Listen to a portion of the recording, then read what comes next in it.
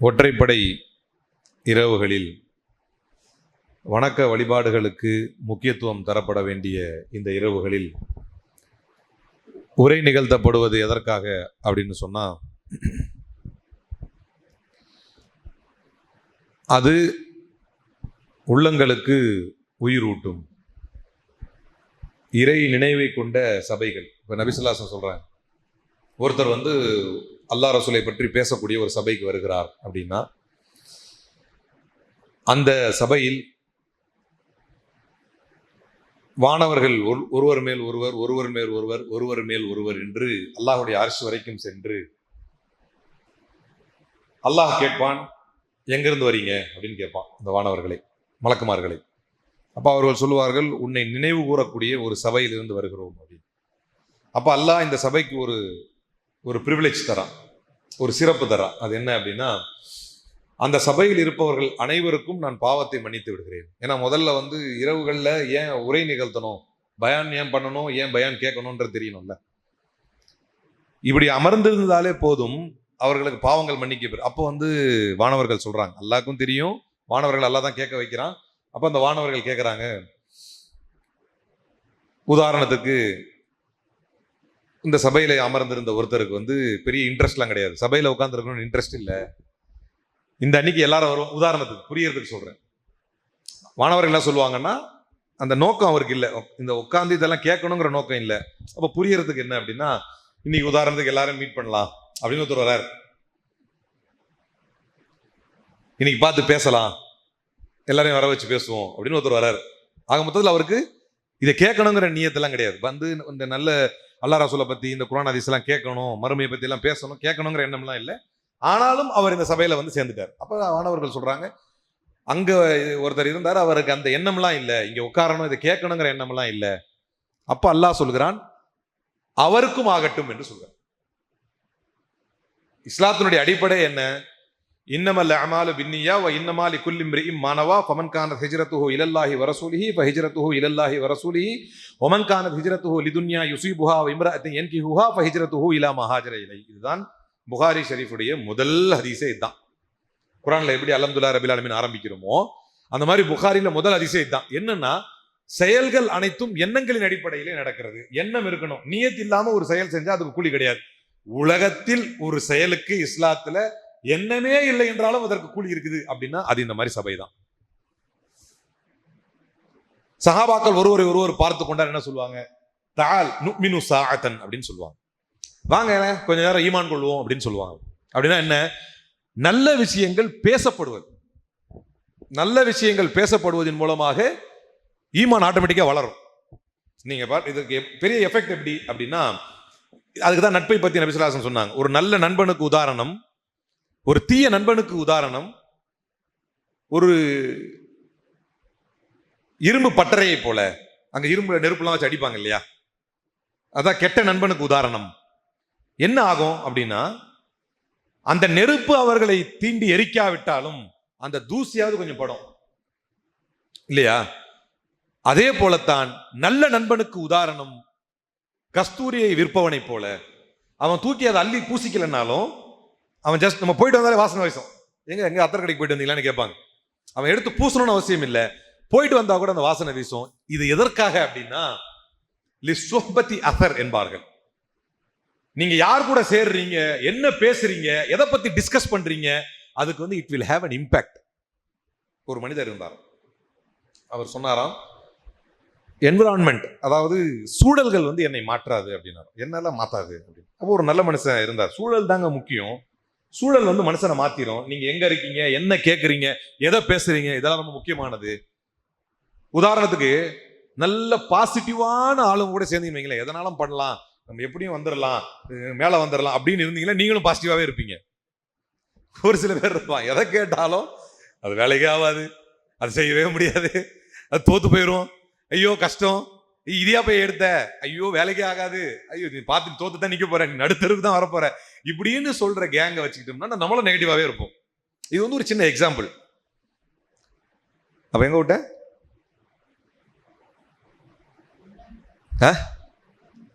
எங்க இல்ல ஒருத்தன் சொன்னானா, சுச்சுவேஷன், என்விரான்மெண்ட், என்னுடைய அந்த சுற்றுச்சூழல் வந்து என்னை மாத்தாது அப்படின்னு ஒருத்தர்கிட்ட அவன் சொன்னானாம், ஒரு நல்ல மனிதர்கிட்ட. அப்ப அவர் சொன்னாராம், அப்படியா, ஒரு சின்ன சவால் தான்ப்பா, ஒரு வாரம் நீ வீட்டில் தூங்காம நான் சொல்ற அந்த சவாலை நீ ஏத்துக்கிட்டேன்னா பரிசு. சரிங்க, நல்ல விஷயம்தான். ஒரு வாரம் வந்து ஒரு மாட்டு கொட்டாயில நைட்ல மட்டும் தங்கிட்டு போகணும் அப்படின்னா, இரவில் மட்டும் தங்கணும், மற்றதெல்லாம் வேலையை பாரு எல்லாம் செய், நைட்டு மட்டும் இந்த மாட்டு கொட்டாயில தங்கணும் அப்படின்னா. சரின்னு அந்த சவாலை வந்து அவர் ஏத்துக்கிறார். ஏத்துக்கிட்டு மற்ற வேலையெல்லாம் முடிச்சுட்டு காலையில எங்க கடைக்கு போனோமோ எல்லா வேலையெல்லாம் முடிச்சுட்டு இரவு நேரத்தில் மட்டும் வந்து அந்த மாட்டு கொட்டையில வந்து படுத்துட்டு போறாரு. ஒரு 1 வீக் கழிச்சு வந்து சொல்றாரு, என்னங்க, என்ன கொம்பு முளைச்சிருச்சா, இல்ல வாழை முளைச்சிருச்சா, இல்ல மாடாத்தான் மாறிட்டனா, இல்ல மேனு கத்துறனா? மாடு மேனா கத்தும், என்னன்னு கத்தும் மாடு? மானு கத்தும் இல்லையா? அவ கேக்குறாரு, நான் மானு தான் கத்திட்டேனா, இல்ல வாழை தான் வந்துருச்சா, இல்ல கொம்பு தான் முளைச்சிருச்சா அப்படின்னு. அப்படியா, உங்களை சுச்சுவேஷன் மாத்தல, சுற்றுச்சூழல் மாத்தல உங்களை? இல்ல மாத்தல. பேசிக்கிட்டே இருக்கும்போது ஒரு மூக்குல ஒரு ஈ வந்து உட்காந்துச்சான். நம்ம மூக்குல ஈ உட்காந்து என்ன செய்வோம்? எப்படி செய்வோம்? அவர் மூக்குல ஈ உட்காந்துச்சான், இப்படின்னாராம். இதான் வந்து சூழல் உங்களை மாற்றுவது. அவர் சவால் விட்டாரு, இது எதற்கு பொருந்தும் அப்படின்னா, நம்ம எப்படி நம்ம காலங்களை யாரை சூழ வைத்து எதை பேசி நம்முடைய காலத்தை கழிக்கிறோம் என்பது ரொம்ப முக்கியம். நபி ஸல்லல்லாஹு அலைஹி வஸல்லம் ஃபஜர் தொழுது முடிப்பாங்க, உடனே நேற்று நடந்த கனவுகள் என்ன, அது என்ன, இது என்னன்னு உட்காந்து பள்ளிவாசல்ல அதற்கு மார்க்க ரீதியான உரைகளும் முக்கியத்துவத்தையும் கொடுப்பாங்க. அல்லாஹ்வுடைய தூதர் போருக்கு போவாங்க. போருக்கு போறதா இருந்தா, போர் எதற்காக, எதிர்பட்டது, மறுமையில உங்களுக்கு என்ன கிடைக்கும், ஷஹாதத்துக்கு என்ன வேணும், இதையே சொல்லி அவர்களை புடம் போடுவார்கள். இந்த மார்க்கத்தை பற்றி பேசி பேசி பேசி அவர்களை சீர் செய்வார்கள். போர்ல வந்து ஒரு பெரிய பொருள் கிடைச்சது, அதை வந்து மக்காக்காரங்களுக்கு நிறைய கொடுத்துட்டாங்க, நம்மளுக்கு கம்மியா கொடுத்துட்டாங்க, பேச்சு வரும். உடனே எல்லோரையும் மஸ்ஜித் கலைப்பார்கள், மிம்பர்ல ஏறிடுவாங்க. என்ன இப்படி பேசுறீங்க, அது அப்படி ஆயிருச்சா, இதை இப்படி ஆயிருச்சா, நானே உங்களுக்கு ஒருத்தன் இல்லையா, நான் மதினால ஒருத்தன் இல்லையா, நான் உங்களை நோக்கி வரலையா, நீங்க எங்களுக்கு ஆதரவு தரலையா அப்படின்னு பேசி பேசி பேசி மார்க்கத்தை சொல்லுவாங்க. உடனே ரசூல் ஸல்லல்லாஹு அலைஹி வஸல்லம் அழுவார்கள், சஹாபாக்களும் அழுவார்கள். அழுதுட்டு சொல்லுவாங்க, யார சொல்ல பங்கே வேணாம் எங்களுக்கு, நீங்க அவங்களுக்கே கொடுங்க அப்படிங்கிற முடிவுக்கு வருவாங்க. அல்லாஹ்வுடைய தூதர் ஒரு சமூகத்தை உருவாக்கினார்கள் என்றால் அது தொடர்ந்து மார்க்கத்தை பற்றியும் மன்னரையை பற்றியும் மறுமையை பற்றியும் அல்லாஹ்வை பற்றியும் அல்லாஹ்வுக்கு அடிபணிவதை பற்றியும் தொடர்ந்து பேசிக்கொண்டே இருக்கக்கூடிய ஒரு சமூகத்தை உருவாக்கினார். அதுக்குதான் பேசுறேன், அதுக்காக அறுக்கக்கூடாது. அல்லாஹ்வுடைய தூதருடைய வார்த்தை நீங்க ஷமாயிலுத் திர்மிதியில் எடுத்து பாத்தீங்கன்னா ஸல்லல்லாஹு அலைஹி வஸல்லம் எப்படி பேசுவாங்க அப்படின்னா, ஜவாமிஉல் கலீம் அப்படின்னு சொல்லுவாங்க, சுருக்கமாக செய்திகளை போடுவாங்க. அல்லாஹ்வுடைய தூதரின் வார்த்தைகள் வந்து அளந்து போடப்பட்டவையாக இருக்கும்.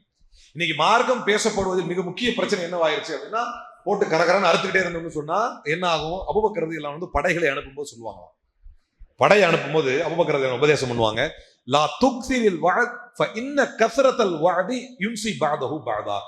நீ உபதேசம் செய்யும் போது ரொம்ப அதிகமா வளவளன்னு உபதேசம் பண்ணாத. சில பேருக்கு அந்த பழக்கம் உண்டு, நல்லது சொல்றேன் அப்படின்னு சொல்லிட்டு எதிராளி என்ன நிலைப்பாட்டில் இருக்கிறானே புரியாது. அதனாலதான் இன்னைக்கு பெரும்பாலும் நம்முடைய ஜும்மா மேடைகள் என்னவாயிருச்சு அப்படின்னு சொன்னா, ஜும்மா உரைகள் நடத்தக்கூடிய மேடைகள் என்ன போவாங்கன்னா, ஒரு பாட்டுக்கு பேசிக்கிட்டு இருப்பார், இவர் கீழே உட்காந்து ரொம்ப சின்சியரா அப்படின்னு தலையாட்டிக்கிட்டே இருப்பார். சொல்ற அவர் என்ன நினைச்சிட்டு இருப்பாருன்னா, தீவிரமா கவனிக்கிறாரு போல இருக்கு அப்படி. அப்புறமா தான் அவர் உரையெல்லாம் நிகழ்த்திட்டு இது இமாமத்துக்கு இதுக்காக எந்திரிக்கும் போது இகாமத்து சொல்லும் போது தெரியும், கண்ணுகள்லாம் செவந்து போயிருப்பார். அவர் தூங்கிட்டு இருப்பார்.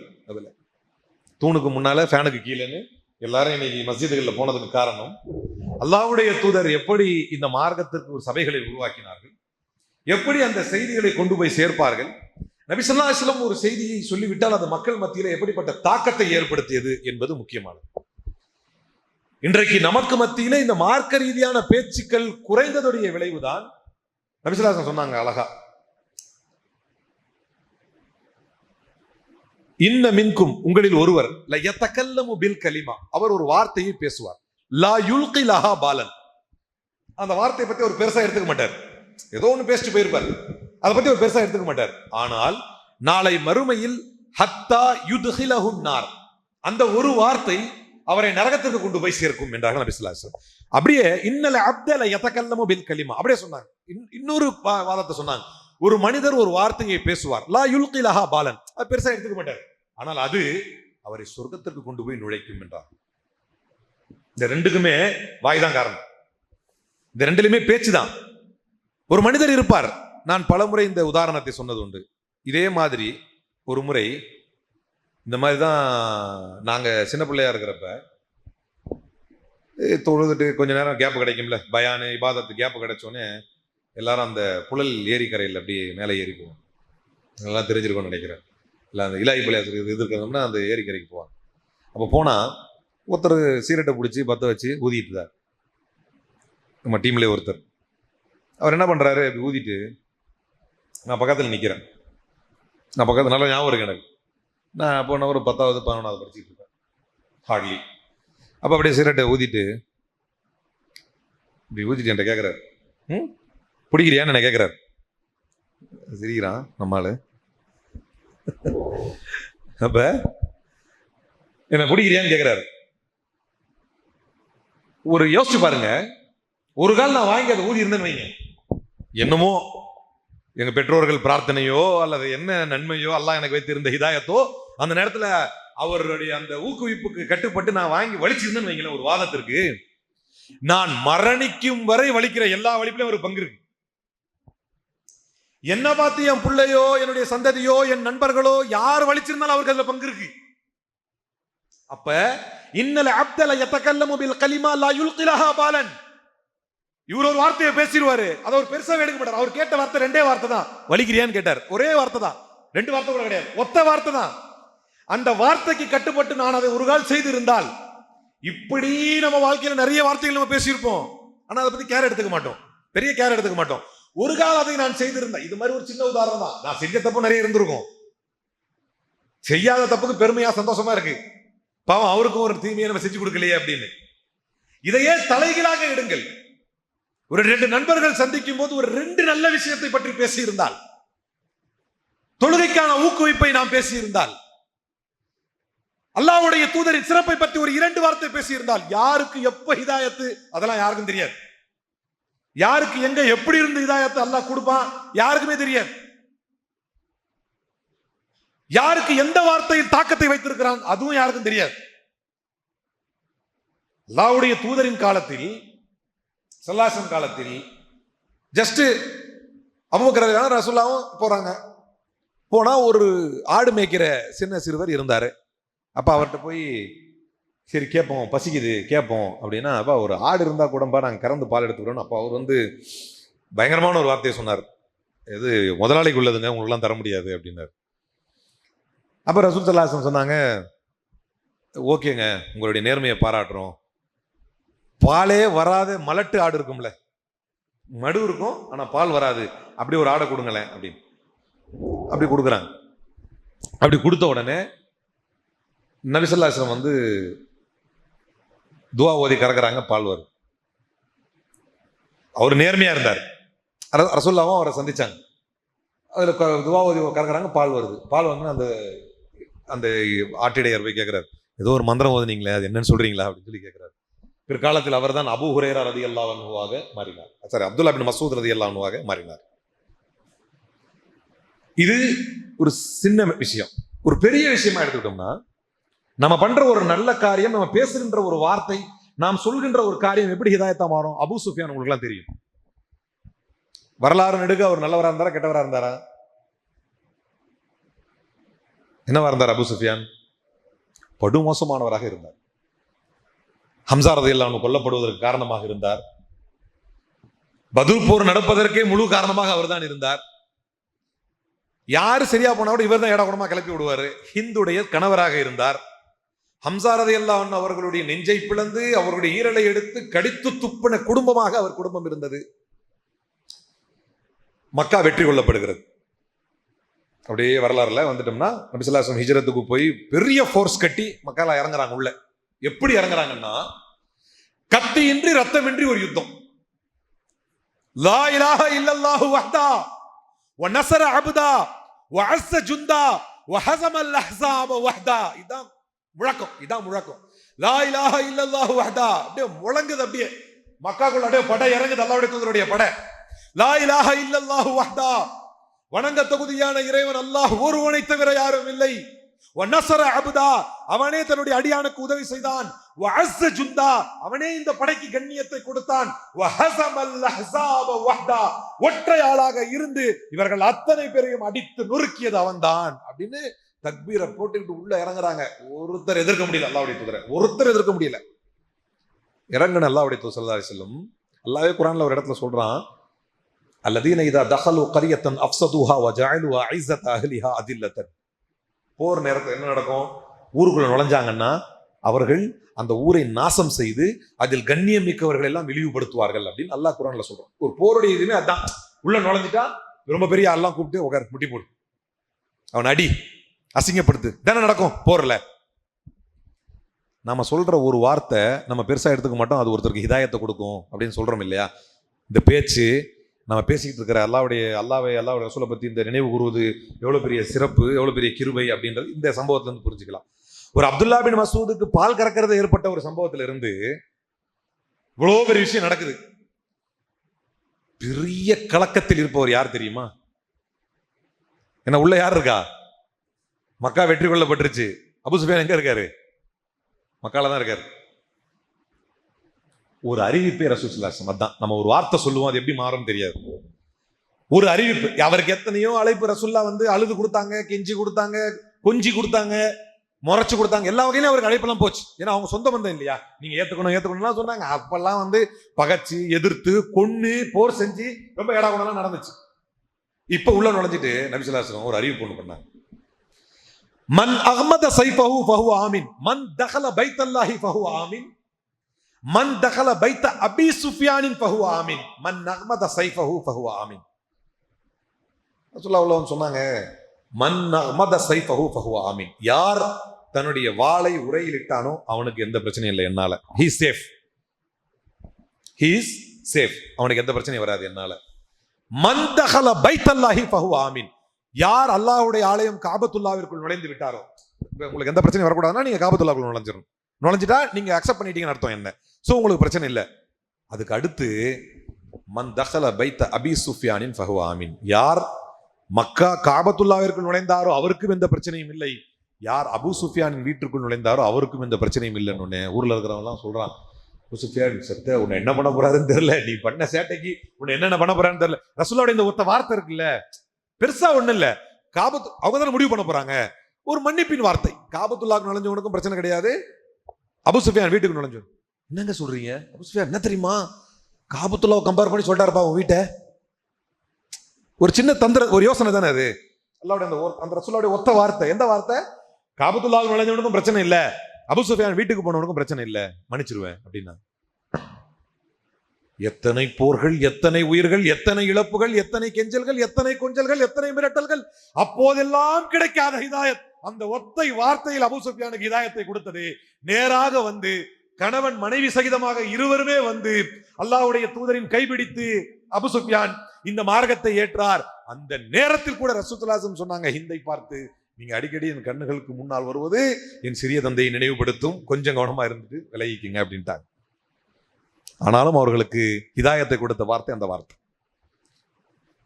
மன்னிப்பின் வார்த்தைகளும் ஹிதாயத்தின் வார்த்தைகளும் இறைவனின் வார்த்தைகளும் இறை தூதரின் வார்த்தைகளும் அற்புதங்களை ஏற்படுத்தக்கூடியது.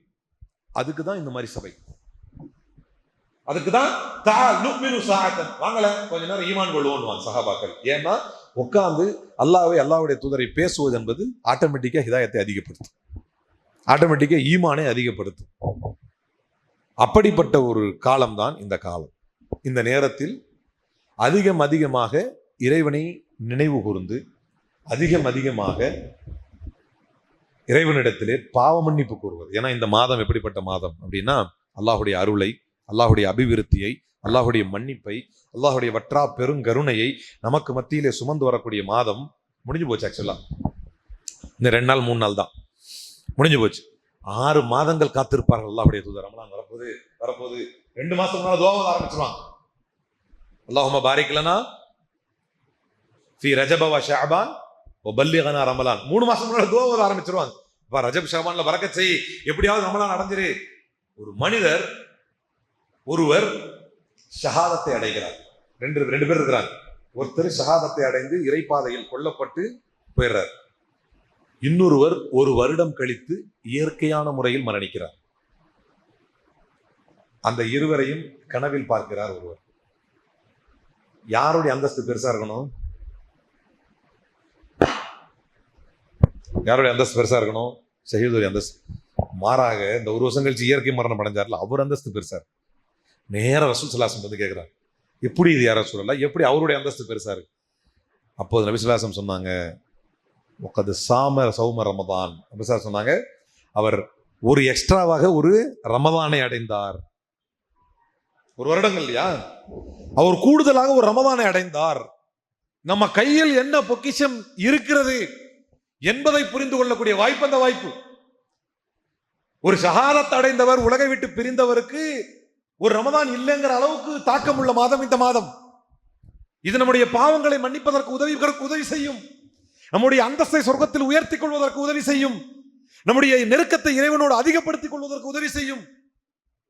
நம்மளால கிளியரா உணர முடியும். மற்ற நாள்ல எந்திரிச்சு ஃபஜருக்கு போக முடியாத நம்மளால இந்த மாதத்துல கொஞ்சம் இலகுவா வர முடியும். காரணம், ஷைத்தான் விலங்கிடப்பட்டிருக்கிறான் என்பது. அதையும் மீறி சில பேரால வர முடியல அப்படின்னா அது கடுமையான ட்ரைனிங் ஷைத்தான் எடுத்தது.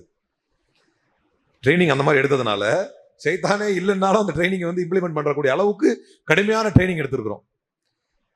ஆனால் இந்த மாதத்தில் நம்மளால அதெல்லாம் செய்ய முடியுது அப்படின்னா, சொர்க்கத்தின் வாசல் திறக்கப்பட்டு நரகத்தின் வாசல்கள் மூடப்பட்டு ஷைத்தான் வசுஃபிதத்தி ஷயாத்தீன், ஷைத்தான்கள் விலங்கிடப்பட்ட இந்த மாதத்தில் it's a month of training. அப்ப இந்த பயிற்சியின் மாதத்தில் நம்மை எந்த அளவுக்கு இறைவனிடம் நம்மை நெருக்கப்படுத்தி கொண்டோம் என்று ஒரு கணக்கு பார்க்கிற நாள் இந்த நாள், இந்த இரவு. எந்த அளவுக்கு என்னென்ன பழக்கங்களை விட்டு ஒளிந்திருக்கிறோம் என்பதை கணக்கு பார்க்கக்கூடிய மாதம் இந்த மாதம்.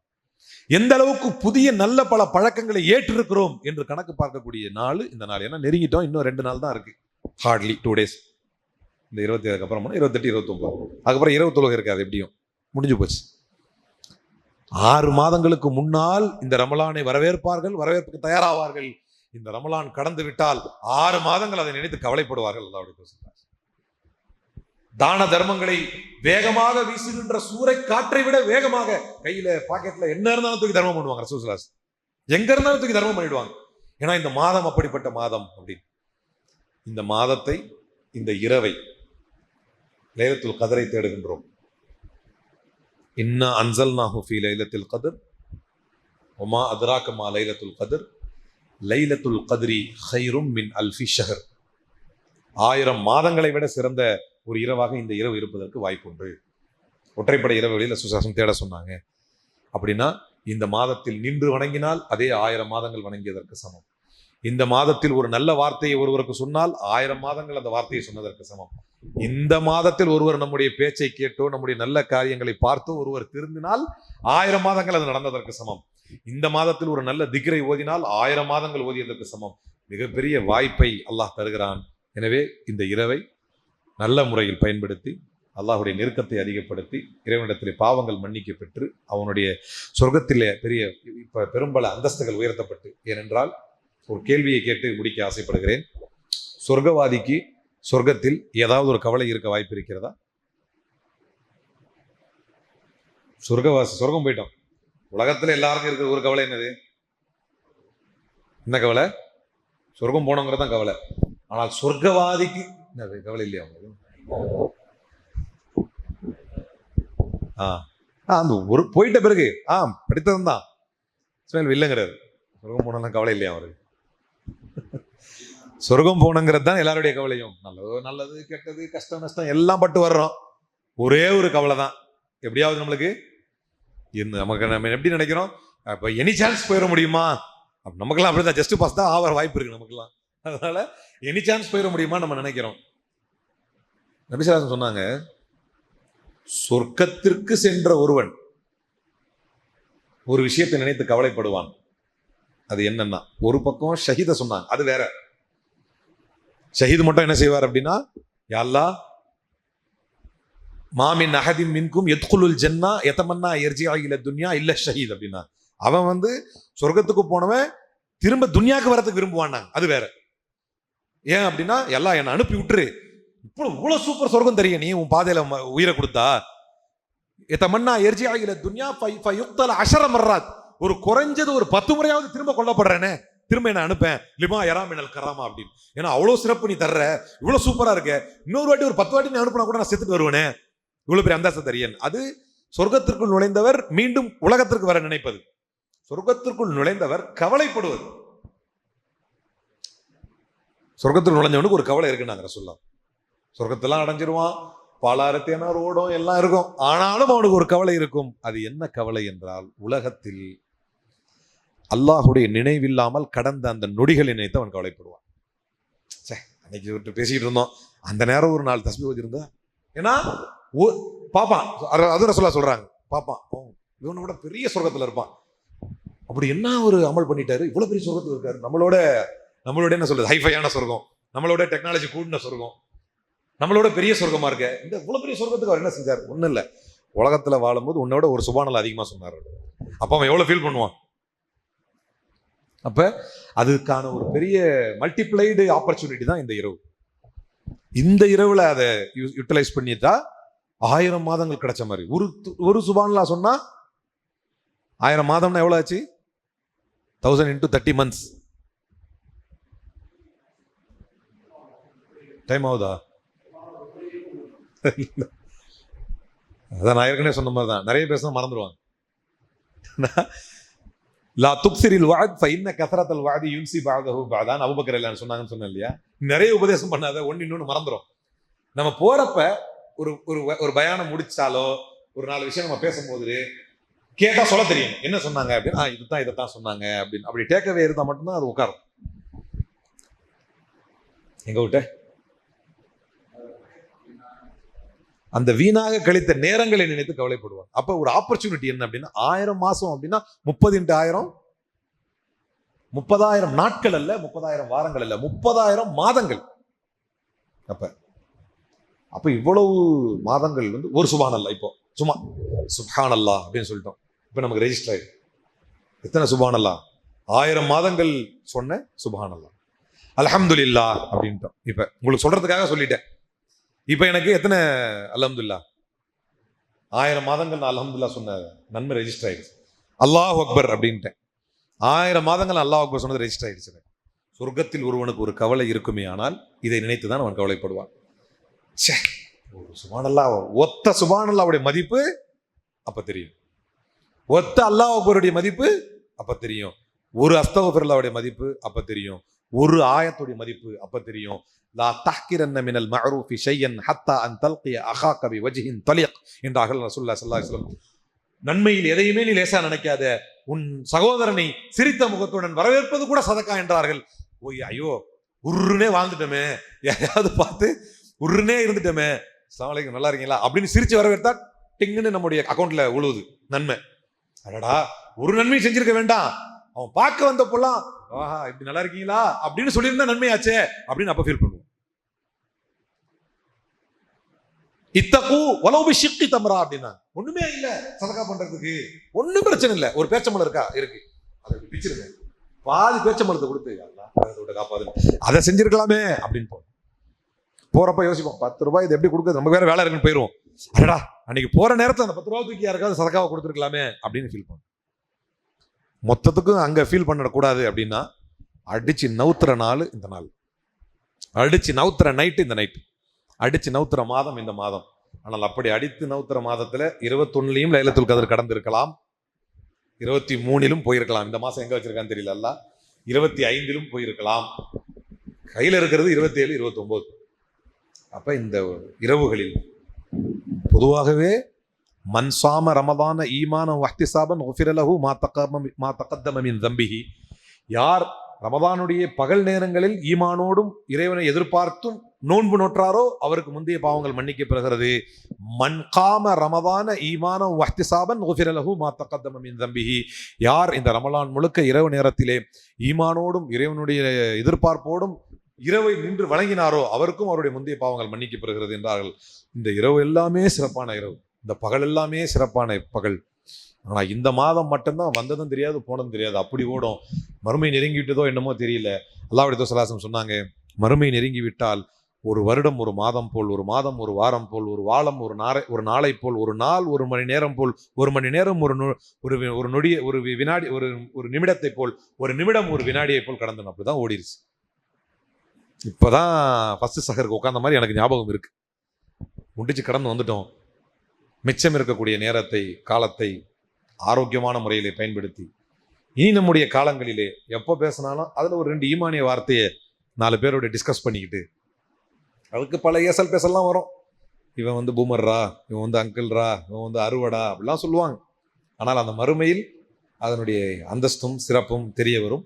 அப்படி நமக்கு மத்தியிலே ஈமானிய வார்த்தைகள் பேசி, ஈமானிய அலுவலாவல்களை அளவலாவி, அல்லாஹுடைய திருநாமங்களை அதிகம் நம்முடைய வாயால் துதித்து, அல்லாஹுடைய திருமறையை அதிகம் படித்து, அல்லாஹுடைய திருமறையுடைய வசனங்களை அதிகம் மனனம் செய்து, இறைவனுக்கு நெருக்கமான நன்மக்களாக சொர்க்கத்திலே கை சேதப்பட்டு கவலைப்படாத முழுக்க நல்லா யூட்டிலைஸ் பண்ணோம் அப்படிங்கிற ஒரு மன திருப்தியோடு இந்த உலகை விட்டு பிரியக்கூடிய நன்மக்களாக உங்களையும் குறிப்பாக பேசி என்னையும் ரப்பல் ஆலமீன் ஆக்கியருள் புரிவானாக. வாஹிர் தஅவானா அல்ஹம்துலில்லாஹி ரப்பில் ஆலமீன். அஸ்ஸலாமு அலைக்கும் வரஹ்மத்துல்லாஹி வபரகாத்துஹு.